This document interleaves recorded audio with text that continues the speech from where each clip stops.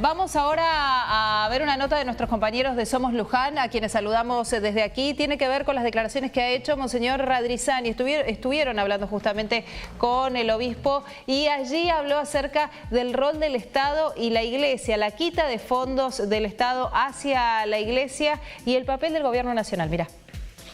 Para el Estado, yo recuerdo que en el caso de algún presidente que preguntó cuánto es del presupuesto nacional lo que el Estado colabora con la Iglesia. Entonces le dijeron que era 0,00, no, entonces, y para eso me van a hacer tanto lío, y cambió de tema, no quiso saber más nada. Entonces, es decir, es muy poco para el Estado. Para la Iglesia, para algunas diócesis puede ser más significativo, pero tendrá que crecer también la fraternidad entre nosotros.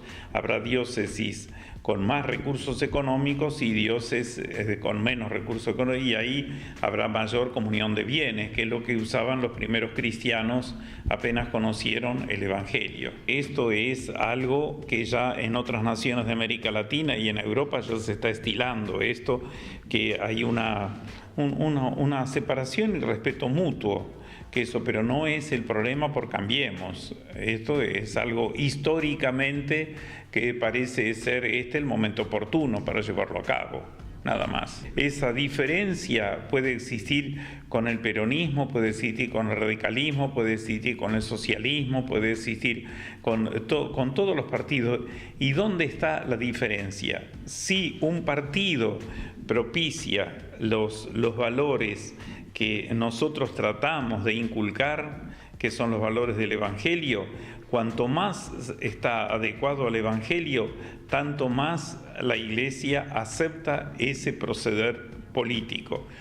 ¿Y es un gobierno que se aparta del Evangelio, que lo mantiene igual que otros gobiernos? ¿Cómo lo ve? Yo creo que, por lo menos en los discursos, quieren que se llegue a la equidad social y quieren que haya cada vez menos pobres. Entonces, si yo escucho los discursos, digo, están en sintonía con el Evangelio.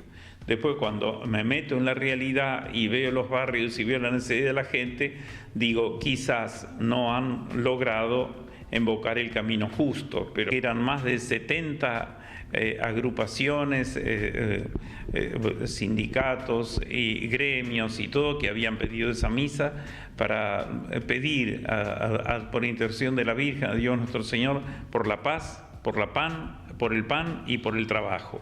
Y eso me parece que ha sido una cosa muy positiva. Yo creo que el hecho de que a mí me hayan ligado con el peronismo, eso no es verdad.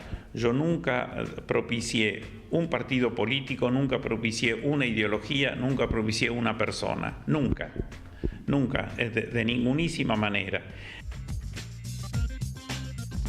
Bueno, ahí veíamos al obispo Radrizzani hablar de la situación de Cambiemos y de cuál es la postura respecto a esta quita de fondos del Estado hacia la Iglesia. No entiendo muy bien por qué los curas y las monjas son las únicas personas que, para decir de ninguna manera, dicen de ningunísima manera, enfatizan ¿Son los únicos que sí? Yo no conozco a nadie, ningún almacenero, ni empresario, ni estudiante de filosofía que diga así. Pero bueno, más allá de eso, lo que trata de justificar es un acto político armado por Moyano, sí, donde quedó todo en evidencia, porque además hasta el Papa después le firmó la remera ahí en la Plaza San Pedro.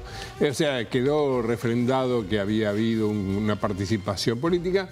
La historia de la Iglesia y la política es muy antigua, no empezó ahora, no empezó con Macri.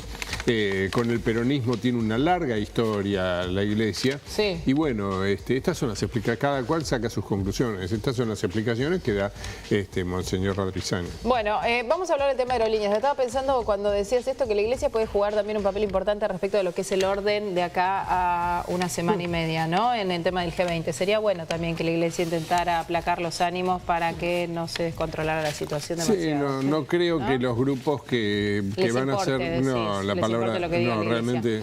Pablito, para que nos quede tiempo para todo, hacemos un comentario sobre la situación de aerolíneas. El gobierno cita para el mismo día donde está planeado el paro, el lunes, a los gremios. Sí, hay una guerra declarada entre el gobierno y los gremios. Sí. Ayer se dio a conocer que el paro del lunes a Aerolíneas le va a costar $20 millones.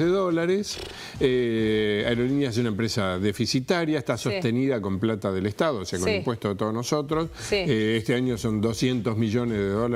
Por cada pasaje promedio, $14 los pone el Estado. Qué bárbaro. ¿No?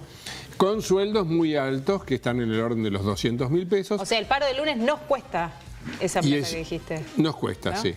Y son gremios, estos 6, 7 gremios, la mayoría son kirchneristas, que están en la misma línea de Baradel en la provincia de Buenos Aires, donde tienen un argumento concreto y real para protestar, que es el 6,5% de sus ingresos, 6,5 lo que están pidiendo. Sí. Ese es el tema concreto, por un desacuerdo que hay respecto de si cuenta o no la inflación del último mes en ajuste automático. Eso es lo que están discutiendo.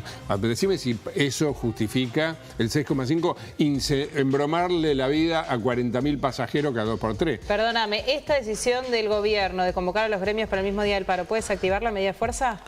Sí, si hay diálogo y negociación, hoy decimos que sí, que todavía... El tema es si va a haber muñeca acá para negociar. Acá hay que negociar y aplacar los ánimos y llegar a un acuerdo. Eso es lo que tendría que pasar. Porque la semana próxima, de última, no tenés aviones, casi, no vas a tener aerolíneas ni Austral, primero por el paro, después el martes por la asamblea, y después viene el G20 y te cierran los aeropuertos. Entonces, déjame decir nada más qué hay detrás, detrás de los gremios. Detrás de por qué los gremialistas están tan hinchas con esto, por las low cost, porque a los afiliados de las low cost, del Palomar y todo eso, ellos no los controlan. Entonces están contra esa política aerocomercial de Macri. Se vivió como una batalla el tema de las low cost y todavía estamos pagando el costo de eso.